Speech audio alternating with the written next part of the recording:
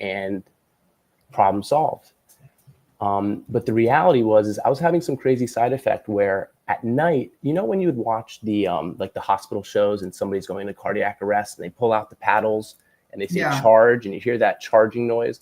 Well, weirdly enough, that was actually what I was feeling in my brain.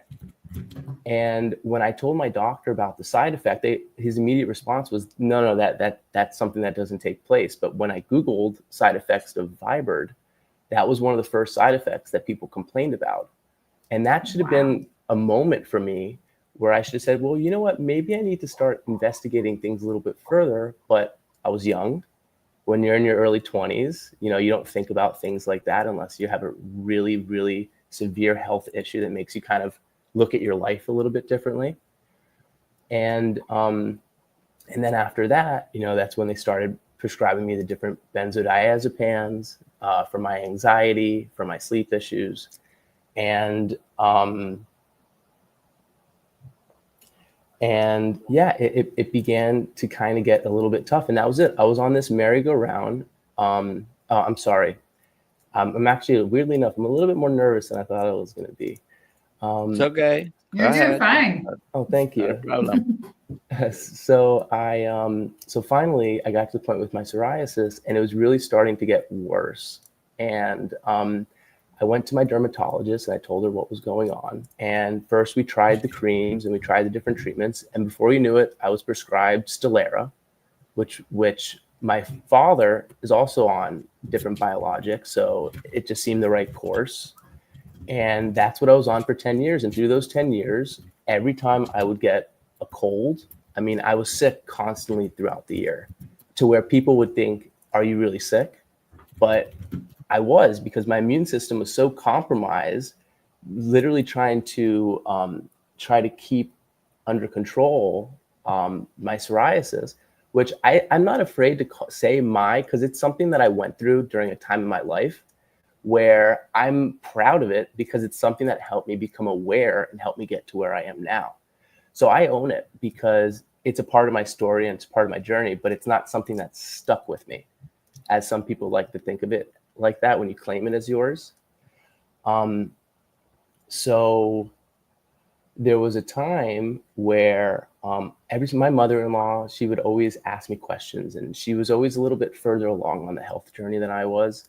And she'd always say, well, Michael, why don't you try getting off your Stelara? And I would tell her, well, I have Crohn's that runs in my family. My grandmother had lupus. My brother had ulcerative colitis.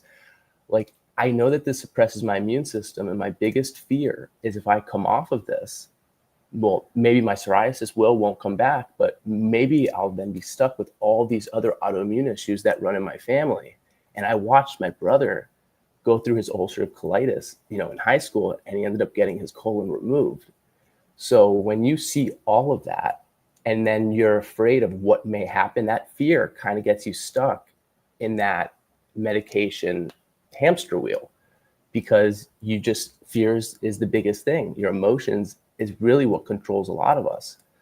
So what kind of started to get me to a point where I started looking at food a little bit differently was I have a good friend of mine who's into sourdough, and every time I would talk to him, he would make comments about it. And it wasn't until the fourth or fifth time where I finally listened. And he started explaining the different process and how the lactobacillus ferments and this and that. And once I started getting interested in that, that's when you kind of start looking at food in itself, and you start realizing how wheat has changed so much in the last 100 years. In the 1960s was the biggest change that really, in my opinion, really changed the way that we could digest wheat, period, because the real ancient grains don't exist anymore. But that was a key that unlocked my mind to say, well, if all the grains that are on our shelves are not actually healthy and they're all fortified with synthetic vitamins, and you start looking at what food quality is, when I finally was getting to the point where I was able to get on this carnivore journey, my mind was already open to food in more of a medicinal supportive way, if that makes sense. Because if food supports you, you live an optimal life. And if you're consuming foods that don't support you, your body starts to show problems, whether it be anxiety, depression, psoriasis, autoimmune, whatever the systemic inflammation may be, your body's going to give you hints about that because it's saying there's something wrong here and I'm trying to give you the clues that you could get. And if you're not at a point in your life where you're ready to listen, you don't really hear it. So as now I'm in the sourdough journey and I had a son at this point, which it's really interesting seeing how where you are and the mindset is, how that actually changes the way your children eat and what their habits turn into. Because my son was born in 2021. So this was shortly after COVID. And this was before I kind of woke up. So, you think like the baby oats at 4 months old, all these different issues. And I just thought it was normal. And looking back at it now, I realized that I was setting my son up to basically mentally be addicted to blood sugar for the rest of his life, because that was the first thing that he was getting, carbs. When with my daughter, 6 months old, she was getting 2 egg yolks, liver, bone marrow. I mean, all these wonderful fatty foods that is just so good for the brain. But I didn't know any better with my son. I'm sorry, I kind of backtrack things a little bit, but before I was getting to the point, hold on, I want to say this correctly. I'm sorry. So the sourdough journey started in about 2020, in the beginning of 2022, let's say. So this is right before my mind was being opened up to all of that, if that makes sense. And as you know, we were kind of going through a situation that happened in 2020, which I don't want to go too much into. But it was another kind of eye-opening situation, because when my wife was pregnant and everything was being rolled out, I actually called the hospital and I said, God forbid my wife comes in and she tests positive. And if I follow the rules, would I be able to go in for when she gives birth? Because the last thing I wanted was my wife to give birth without me.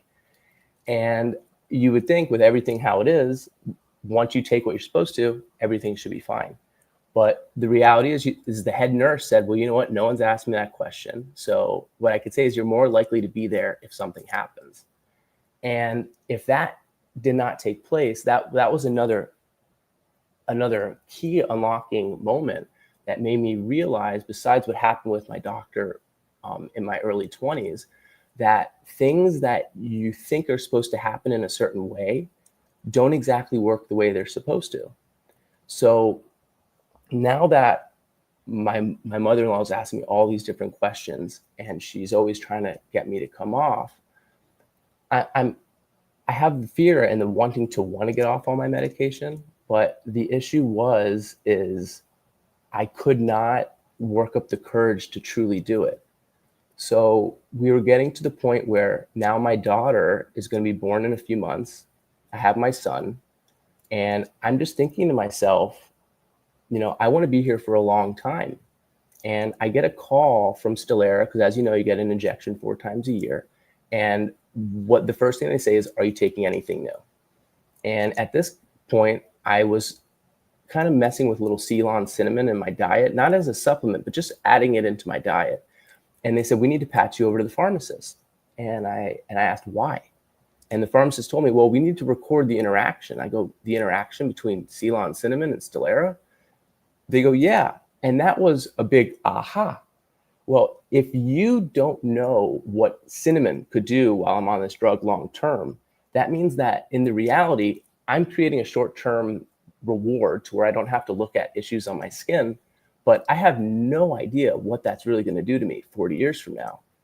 And my wife's is about ready to give birth. And I realized I want to be here for a very long time. I want to be here for my wife. I want to be here for my kids. And I want to really share as much of the journey with them as I can while I have, enough time to be blessed to be here on this earth. And so my wife was having some issues with, getting close to pregnancy, very uncomfortable. So my mother-in-law got her in touch with an acupuncturist, an Eastern doctor.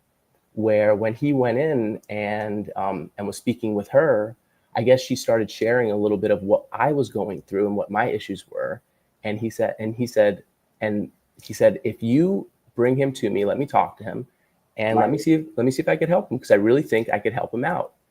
So she told me about Eduardo over here in Fort Lauderdale at Soul Acupuncture. The guy's awake. I love him. And I sat down with him, free consultation, and he said, listen, I could definitely help you with your issues. And I said, well, what do we need to do? He says, you just have to eat meat. I'm like, excuse me? I need to just eat meat?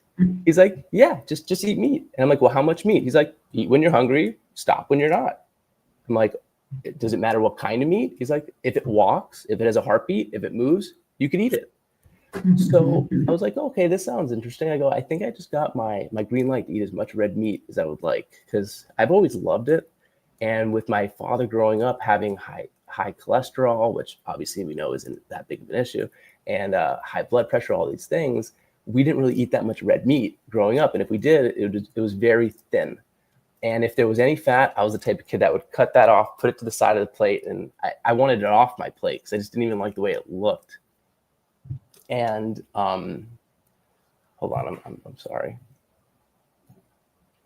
I'm sorry, I got a little bit sidetracked. One of the issues is my mind thinks, and I kind of go off in tangents, and I come back. And do you mind if you kind of just help bring me back from where I just was? Sure. Yes, I'm so sorry. Oh no, but I had to leave the studio for a second. So, but here's Dr. Nelson. Yeah, Dr. Nelson, can you clear me back? The only thing that I'm still stuck with is a little ADD. And with that ADD, my mind races and I go off on little tangents, and then I bring it back around, but sometimes I kind of lose my train of thought a little bit. So do you mind just kind of You're doing fine. Thank you. Just continue. Okay. So I left that meeting with Eduardo basically saying, oh, I'm just going to eat meat. So I go and I get all this meat, not really knowing what I'm supposed to do with it. And I'm eating ground beef. I'm eating filet mignon. I ordered this Texas Wagyu, which I thought was amazing, but now I know the fat just isn't right. If it just, for some reason, it just isn't right. Like whenever I would eat it, I wouldn't feel right. Like even now when I eat Wagyu, it just doesn't sit right. I don't know how to explain it. It's like too much. Yeah, I've experienced that. Yeah. So I'm eating my meat. I think I'm doing everything. And at that point, I'm eating like I normally would 3 times a day. And it got to the 3rd day where I had made lamb and I was holding my son to put him down for bed. And I called my wife. I was like, I need you to come take him. And she said, why? I'm like, I need you to take him. And I guess I wasn't consuming enough fat. So I had some leftover lamb. And the first thing I went on that lamb was the fat. And the moment I started eating that, I just felt like this energy come around me. And that's when all of my dislike for fat in my entire life changed. And I think at that point, my body was, becoming adapted, that I was really able to understand what I was eating and what that nutrition was doing for me and how good that really was going to make me feel. And from that day on, I actually realized that what I needed to do was I needed to prioritize fat, but I didn't know at what point. And at this point, I went to my doctor and we did a blood test about, a few weeks in, and my cholesterol went way up. I mean, I was in the 400s. She was telling me, Michael, you're a great guy. You're going to die. You need to take baby aspirin. This diet's going to kill you. And oh yeah. And it's scary when your doctor tells you that, and you just had a daughter, your son, is 2 years old, and your whole point of doing this mission is you want to be here for a long time. And now you're being told by your doctor that you're not going to be. It's really confusing. So at that point, that's when I realized what I needed to do is I needed to start doing research. And I would start asking Eduardo, because I was going there every day for acupuncture and different things like that. And he started giving me different YouTube videos of doctors talking about cholesterol. And at that point, I was 154 pounds. I thought I was thin, but throughout the next 3 months, 4 months, I actually lost 14 pounds. And one of the things that I'd like to say is the reason is when I first started this, because I was dealing with psoriasis, which is very tricky. There's a lot of different triggers. You don't know what it could be. It could be vegetables. It could be shellfish. It could be this. So I was basically on the Lion diet before I even knew the Lion diet existed. I didn't even know this community existed. I got off of social media 5 years beforehand because I was working a different job and I was doing marketing. And once I got off, I was like, I'm never going back on. And it got to a point where I was working out, I was getting thinner, and I didn't realize I was chronically exercising. So when your body's going through all this and you're chronically exercising, it's kind of like you're working so much against yourself. So he finally got me in touch with, he sent me some videos of Shafi, of Paul. And at this point, I think Paul was animal-based, but I didn't really understand what it was. So I started with him on day one, and I went through this whole carnivore journey because I didn't know what was, I didn't know anything about anything, and I just needed information because my doctor said I was going to die. So I started at episode 1, and I just started educating myself, learning about blood markers, learning about all these different things. And finally, I got connected with Kiltz because I'm not on social media looking and searching, and I try to interact, but I have 2 kids. I work 2 jobs, so I just don't have the time that I have. And when I finally came across him, and I realized, like, hey, it's not just young people. I mean, it's people of all ages. And he is showing that as a 55-year-old, you could change your life and become optimal. And that got me thinking about my dad. And as I'm speaking to my dad and as I'm listening to all this different information, and I am conversing with people around me, because people are like, hey, what's going on with you? You know, you look like you've lost some weight, or you're looking healthy, or so I would start explaining all these different things that I'm learning, and they would say, hey, you know, you sound like you should start a podcast. You sound like you need to share your story. And I said, you know what? After hearing this for months, I said, let me start an Instagram page, which I started back in September. And I was just sharing my story. And before you know it, someone reached out to me from Ireland and was talking to me about his psoriasis issues. Mm-hmm. And another person reached out to me talking about gout issues. And what I told them was like, hey, I can't tell you that any of this is a cure because I'm not a medical doctor. I'm not here to treat you. But what I can say is I've learned that when you consume foods that truly support you and you do it for a long enough of a period of time, depending on what your healing process is, you'll see as a side effect, all the issues that you were fighting and you thought was crippling you, they kind of go away. And it's just, what I've learned is all these signs is just a way of your body to tell you, hey, there's something going on. You need to check it out. But none of us have learned to really listen to our bodies anymore because we're so focused on what society makes us focus on that, you know, we don't pay attention other than what we need to do next. So, so as I've continued this, I then realized that I think I want to have a little bit of a deeper education and get some certifications.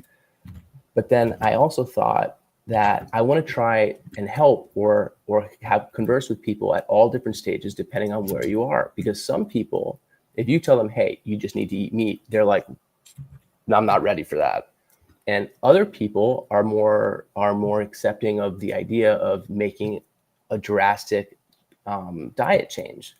So one of the things that I've done is I've actually become, I kind of work with people all from primal through carnivore, because what I've learned is when you start on primal and you eliminate just a few things and people start to feel better, then they're like, oh, I feel better, but I still have issues. And then they're up to a conversation to maybe go a little bit further. Mm-hmm. And those are people that if I would have just came out and said carnivore, and that's what you need to do, they would never have been accepting of it.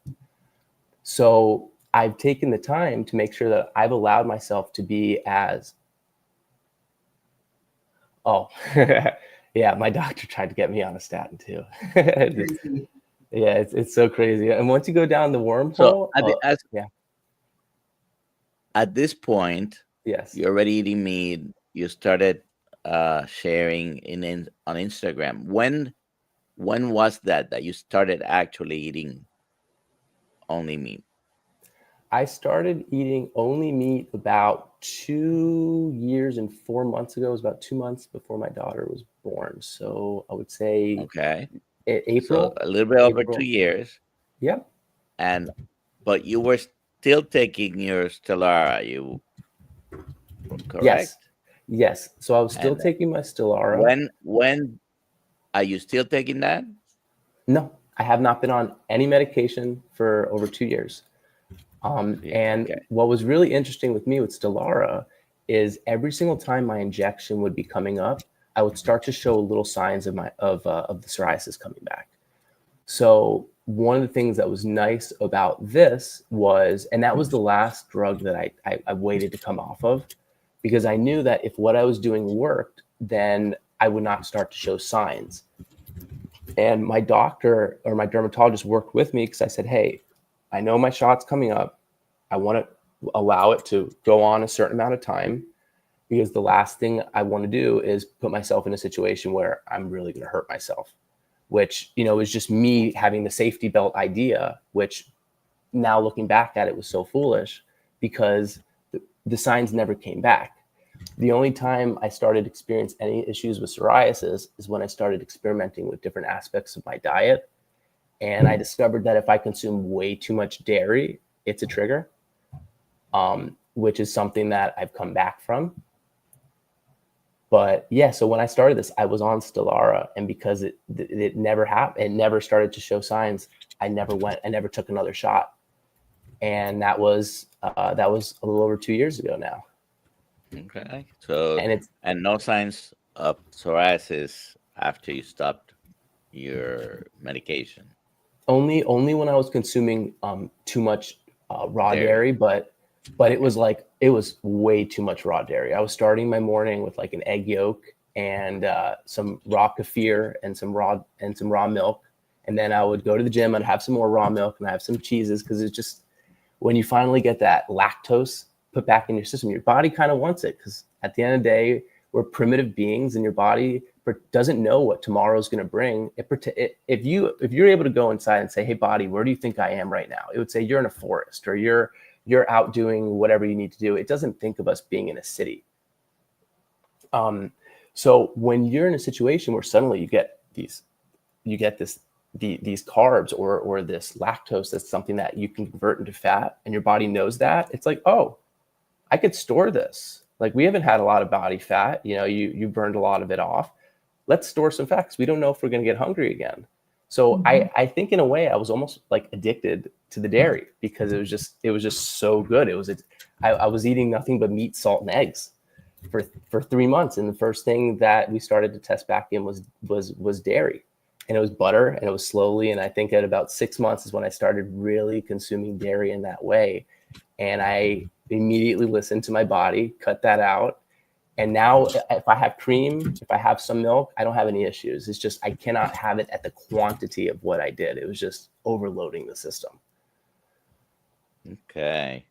I interrupted you at some point here, but you were already fully carnivore, off your medication, your psoriasis. You identify one of the triggers in dairy, and sometimes the poison is in the dose, right? If you just have a little bit of this and that without having major consumption. And yeah, dairy products can be a little bit addictive. They do have casomorphine. Oh, we're having internet issues.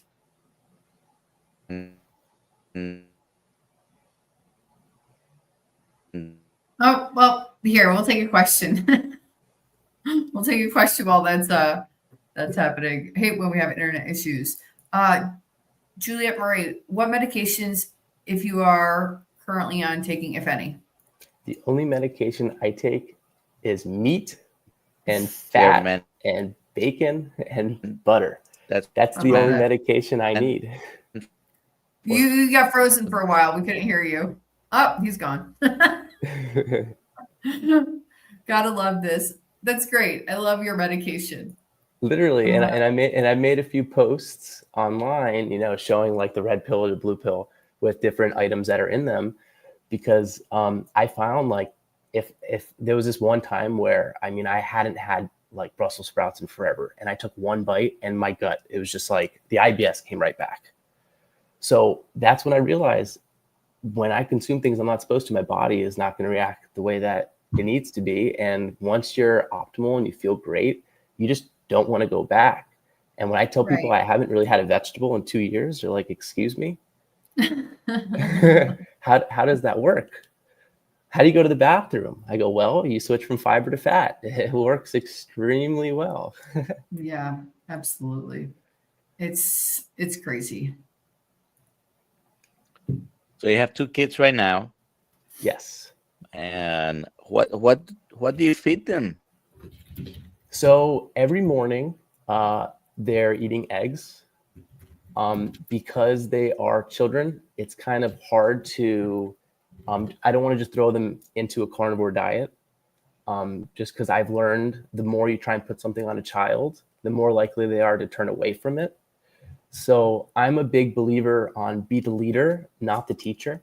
So I give them healthy options. They do have fruit available, but when they go, "Daddy, would you like a bite of the banana?" I say, I don't eat bananas." Or, "Daddy, would you like a bite of this?" I really don't eat that. Or my favorite one is when they come back from soccer practice and they go, "Daddy, do you see this lollipop?" I go, "It's actually poison on a stick." Yeah.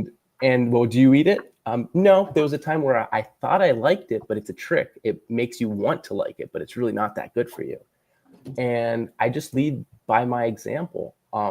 And I hope that eventually they'll see how well I'm doing. They're going to want to be like me, and then hopefully they'll follow a similar diet. But I know no matter what, my kids are already in a way better spot because they're not consuming anything that I was consuming growing up. I mean, we had every cookie, every cereal, every Mm. potato chip, every like little box of mini cereals. I mean, we had all the bad stuff in our house. And I know that my kids don't have that. And just knowing that right now is already a major victory for me. And I mean, my daughter, she loves bone marrow. She loves eggs. I mean, we give them with breakfast. There's this little there's these little things called like meat sticks and air fried steak that we'll throw in with them if we're not giving them like cuts of meat or whatever it may be. But um, they're eating meat at probably once a day. They're having their eggs and they're having some other protein source, whether it be, you know, cottage cheese or salmon or some type of clean source. Obviously not farm raised because you got to be a little tricky with seafood. But with young kids, I'm trying to make sure that I expose them to as much protein sources as possible because the last thing I want is for them to just become very picky later Oh on in yeah, life. totally. So I How old are they? so my son, he's 4, and my Oh, okay. daughter is going to be turning 2 on the 21st. Sorry, I should have done the math. You said when they were born, but Oh, it's okay. yeah, It's because okay. mine are 6, 7, 7 and almost 9, but they love to help make like carnivore meals, but they eat basically very similar to your kids. Like I'm not going to force it on them, but and then they go to a public school where it's a lot healthier than in the States, but still they have carbohydrates, and then they'll come Yeah. and say, "Oh, my stomach hurts" or whatever. So they understand because they don't say they can't have something. They understand what happens after they have something. Like I have the Chinese food experiment where my daughter's like, "I want to eat Chinese food." We're at the mall. I'm like, "Okay." And then that night she's throwing up. So she's like, "I Oh, will well. never eat it again." Well, there you go. That's the best way to learn. Yeah, exactly. It is because they eat so good at home. Here's a question for you. Marcy Meat, does your wife eat carnivore or standard American diet? So we all used to. I think as she's watched my journey and she's seen the benefits I've had, that's helped her kind of start prioritizing more animal fat. So I would say my wife is animal based. She is actually beginning to bring down her carb load naturally, which I honestly love. But Mm-hmm. I don't push. I let her do everything at her pace. The only thing she does take is different organ supplements, the type that she, you know, wouldn't want to eat. And I think when she saw, like, because she used to have the worst menstruation that used to come through. And I mean, it was debilitating. A few days going into it, her back would start to hurt, and then she would be a little out of commission for like the week afterwards.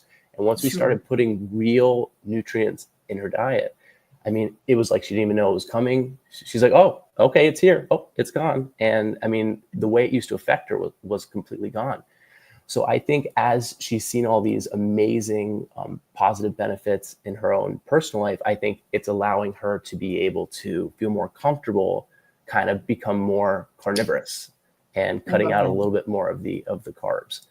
And I tell her, I say, at the end of the day, you know, we're hunter gatherers. So if we were walking along the trail and there was a fruit, I mean, we would eat it, but we didn't have hundreds of pounds of it, and we weren't eating it every day, 6 times a day. Right. And it seems to be something that's really taken hold. And as I've continued to think with that, and I've gone through my different education, it's also made me start looking at insulin very, very differently and how that is beneficial to the body. It's just, I kind of look at the body in a completely different way, which is absolutely wonderful, because it's the primitive way. It's the way our bodies were really meant to be, not the way we imagine our bodies and how it's supposed to act, if that makes sense. Right. I love that. I love that for your wife. It sounds like me. Right. So, like what you were saying about you with your skin conditions and the IBS, that sounds like me, but the debilitating menstrual cycles also. So I'm very happy for her, because I don't think people realize how easy it is when you've been going through pain your whole life, that it's not the drugs, or in my case, having to take, I never had to take heavy narcotics, but heavy narcotics could get rid of my pain for my cycle, like Vicodin. Oh, yeah. So I'm just happy that more and more women are experiencing that, like how simple the solution is. Yeah. This question for Dr. Nelson. Okay, let's see. I don't know if you answered this one already. GFG Homestead, how did your rheumatologist react when you stopped the biologics? So they thought I was a little crazy because all they do is work with people that have these types of skin issues, and they never see things resolve. And when I tell them that I'm going to deal with it through diet, and it was my dermatologist. And when I told them I was going to do through diet, you know, they kind of looked at me and they're like, oh yeah, okay, you try. But 2 years later, now they're like, oh wow, you know, like it works. And interestingly enough, like it's kind of hard on their perspective, because if they started telling all of their patients, well, you could do this, and now we're not charging you for a shot, and I'm not making my money on my shot, because that's how all the doctors make money. So Right. if my insurance is being billed at $15,000 a shot 4 times a year, and you have to That's assume, crazy. isn't that insane? That's insane. That's so criminal. Right? But you have to Yeah. assume with what the copay is and everything that goes on with the dermatologist, like what do they get? Like, do they get anything? I really don't know the business side, but Yeah. doctors, they want to prescribe. They don't want to not prescribe. And that just made me realize that because doctors, all they want to do is prescribe, they really don't understand how everything works. And I just recently released a reel where I was talking about where I ran into a surgeon friend of mine who was looked at me, and everybody after college gains weight and they get their beer belly and all these things. And they say, well, how do you look so good? I said, well, I'm on this healing journey. I eat nothing but meat. Oh, you're going to die. I'm like, well, what makes you say that? He goes, I'm a surgeon. You're going to die. I know. I studied it. I go, okay, so you went through your medical training. I go, how many hours did you learn about the body, about different drugs, how to use those drugs? He goes, oh, hundreds of hours. I go, well, how many hours did you spend learning about food? Not much. I'm like, so how are you going to tell me, if you don't have that much experience and you don't have that much training with nutrition, how can you tell me that I'm going to die when you really don't know how any of this food interacts in the body? I mean, he knew nothing about defense chemicals in plants. He knew nothing about any of that. And and once you start going down that rabbit hole and you realize that these plants really don't want to be eaten, or if they are eaten, it's supposed to be at such a small quantity because it's supposed to hold you over until you get that real fatty meat meal. Right. You start having a little bit of problems. And that's the issue with most people today, is they prioritize vegetables, and then they make this small little portion of their plate, you know, their animal fats and their meat. And that seems to be the problem, because you're overloading your body with all these toxins that, the body doesn't readily deal with. That's crazy. Wow. Yeah, it's nuts. It's nuts, like how brainwashed we've been. Not to say that I won't eat pickles every now and then, but Well, pickles aren't so crazy. bad. They're a fruit. The way I look at it. Oh yeah, they're fruit. They're fruit. They're made by the plant for an animal to take it and eat it, and pass on the genome of the plant somewhere else. Poop out the seeds. That's what the Bible says. When you consume the fruit, consume the seed. And I think it makes sense, because as you're walking along, I mean, if you happen to come across the same area next year, there would be fruit or something growing there. So it's kind of like a benefit. It's true. Fertilized fruit. Right? Fertilized seed. I had another question. Now my own ADHD is kicking in. Let's see here. So we asked that question. I don't know. What do you say about this one? Bob Lovegreen. I read that for some, drinking raw milk has greatly improved their psoriasis. Maybe changing the gut biome and healing the gut. What do you think about that? So I know that people have had amazing results with that. It just kind of comes down to where you are genetically, where you've evolved from, because we've all evolved from different areas of the world. So we have, different ancestral genes that are kind of more primed towards different foods. But for me, it just did not work well in that manner. But it 100% helps. I actually went through an issue where I had a really, really bad stomach bug. And what I ended up doing was I had a really good dose of raw milk, because I knew my gut microbiome was all messed up, and I knew that was going to help me kind of conquer that and get back on where I needed to go. So yeah, raw milk definitely helps some people. It doesn't help me if I try to use it medicinally in that way. I want to just do a shout out for my favorite thing, bone broth. Bone broth is like magic for skin health when you are doing a carnivore diet. Years I've had terrible eczema on my hand. Carnivore helps, and then bone broth helps your skin even more. So I wish I would have learned that from the start. So I love bone broth. And another thing that I love to do is I'll actually make a mixture of I'll do about 120 grams of suet tallow from a really good source. And then I'll actually mix that with like 5% of a virgin coconut oil. And I use that topically. Oh, okay. And it actually works really, really well. And I have some friends that were having skin issues that have tried it, eczema and things like that. And it's been extremely helpful for them. So, that's great. Yeah. So, I mean, it makes sense. Like anything from the animal I find helps. Bone broth could be an issue if you have histamine issues. But I find bone broth to be extremely helpful. And if you're somebody that doesn't consume bone broth, start doing it, because you may realize that your hair and your nails might start growing a little bit faster than you want them to as a side effect, other than just your skin. I like to just say your skin being optimal, because that's really what it is. Sure. And many people are always like, there's no way you're 42. I'm like, it's the bone broth, baby. Do it. You look very young also. Like you don't look like you're in your 40s either. And I think that's no, I'm not in my 40s. Oh, I thought you said you were 41. I'm 33.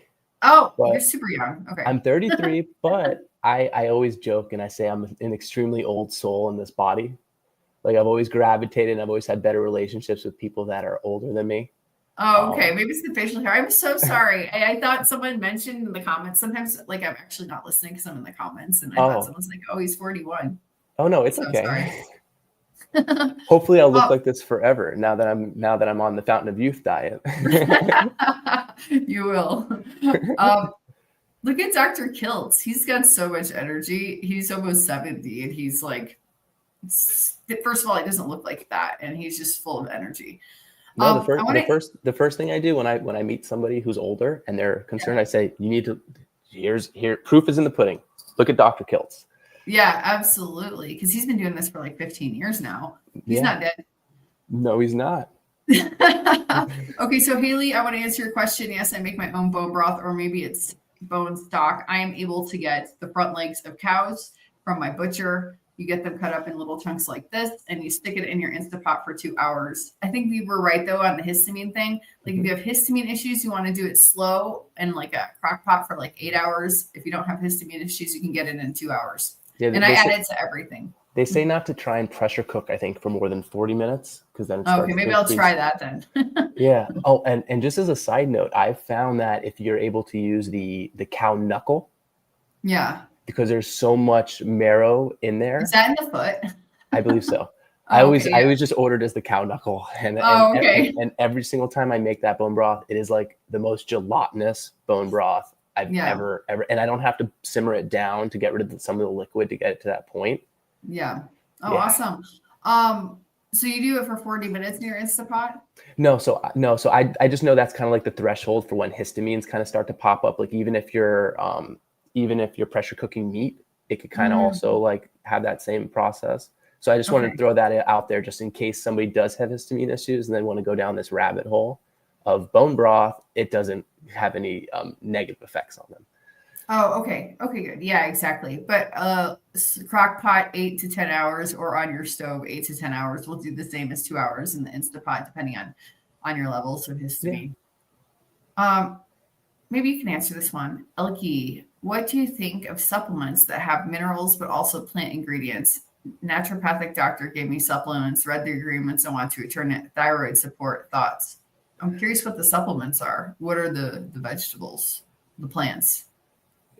Yeah, because the way I look at plants is all of our antibiotics, everything comes from plants. So they're 100% for medicinal uses, not for daily uses, the way I look at it. So if there's something going on where it could kind of be like an additive, I don't see that as that big of an issue. Like if I have something going on, I'll go to my Chinese doctor and he may give me like Chinese herbs to go with that.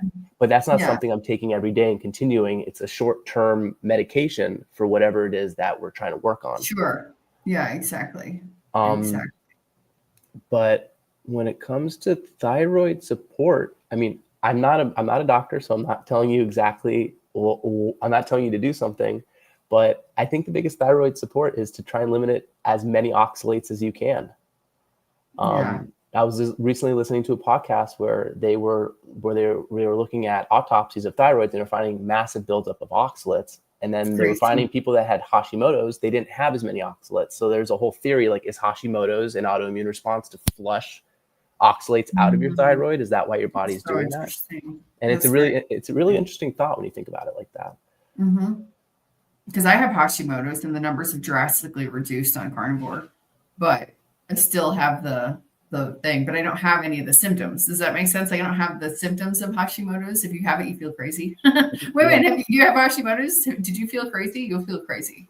No, I didn't, but someone in my family was dealing with some issues and was able to work on it again, working on their gut microbiome, and I believe she was also working on with some Chinese herbs. I was telling her that, realistically just eating meat would probably do the same thing, but she was not as receptive and she's not ready to go down this route. So you can't make a horse drink when you bring them to water.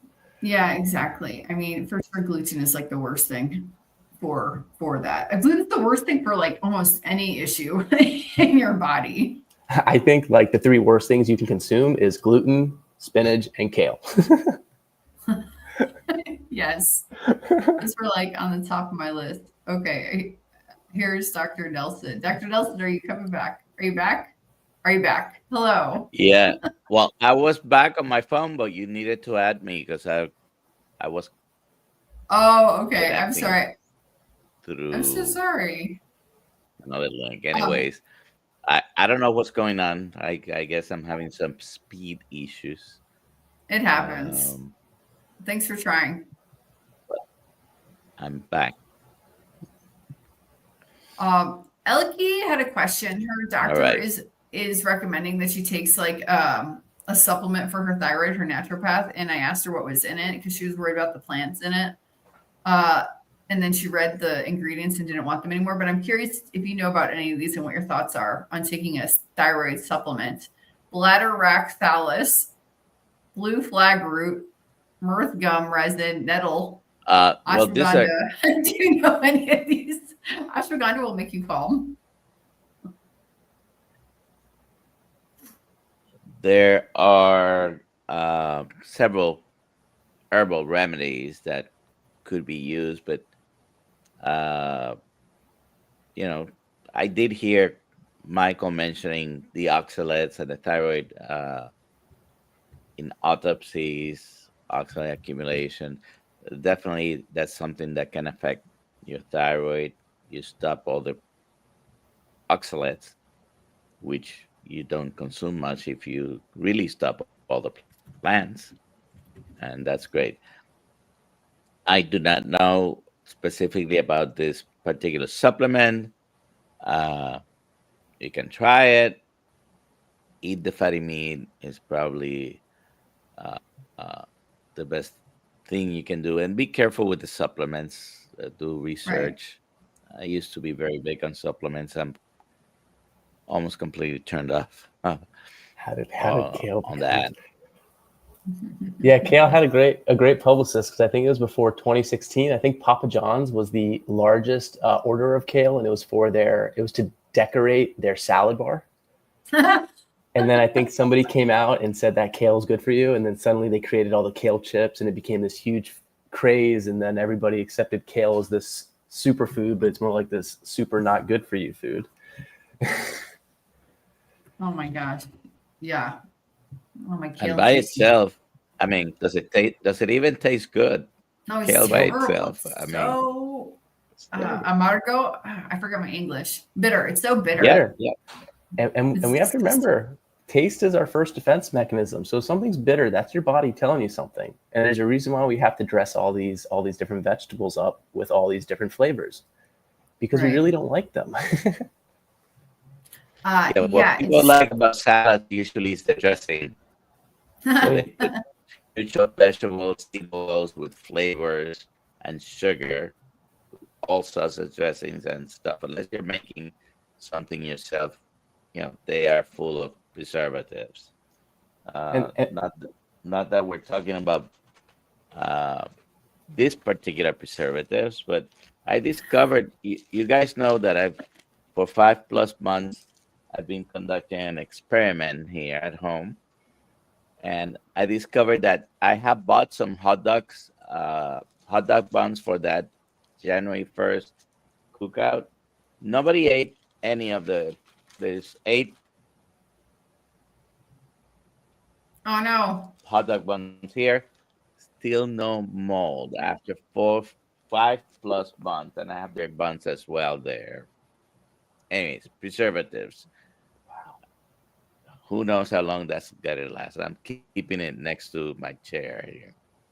and what's crazy is how Uh, accepted that is as food. It's so crazy. And you can't imagine what it's doing inside of you until we all are depressed and our bodies are falling apart. Kale chips. Oof. And the baby Oh, aspirin, my doctor told me I should have taken baby aspirin twice a day when all of this was going on. And I promise you, if I started that 2 years ago, that would have killed me. oh my gosh, so terrible. Stevie Wood. Right? Stevie Wood has a question. Who? I missed one. Who was that? Oh, it's Bronson. I don't see another question. It was the one right before the kale chips. I think Oh, they kale chips. it Good popped up morning. with aspirin in it. I don't know why I don't see it. So I have the kale chips. Good morning.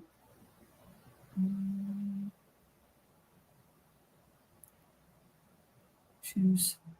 There's Dr. Nelson again. I'm sorry. I do not see your question about aspirin.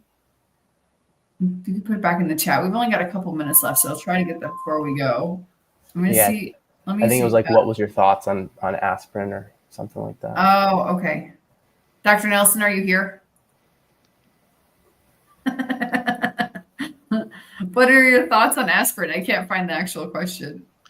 Yeah, I was trying to bring it up, but on my computer, there it is. there it is. Okay. So I take aspirin. Why? Because I had a stroke 6 years ago, and it is something that's compared to many other medications, got, you know, I'm not gonna say not significant problems, but because you could have uh, bleeding as a complication from taking daily aspirin, but it does reduce your risk of having another stroke or heart attack if you had a heart attack. So I'm okay with people taking in a baby aspirin, not for primary prevention, but after someone has had a stroke or heart attack, if there's no other contraindication, a baby aspirin may decrease your chances of getting another one. And it's just one of the many tools you use to avoid having one of those events. They're not nice. They're not good. Okay. Exactly. Okay, so let's do the draw. The who's gonna win a Kilts Cup today? Let's see here. Here we go.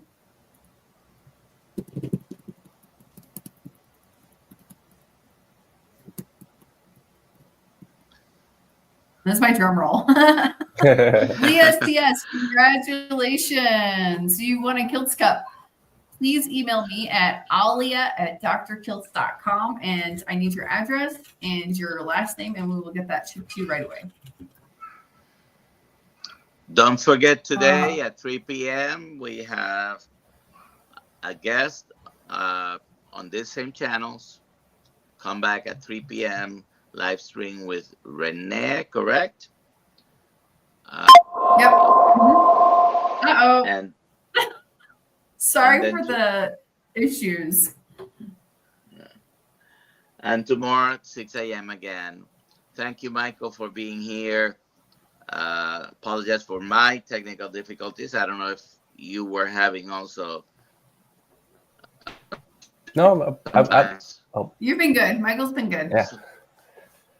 Okay. Well, sometimes I lost Michael without losing you or my own signal. So I don't know.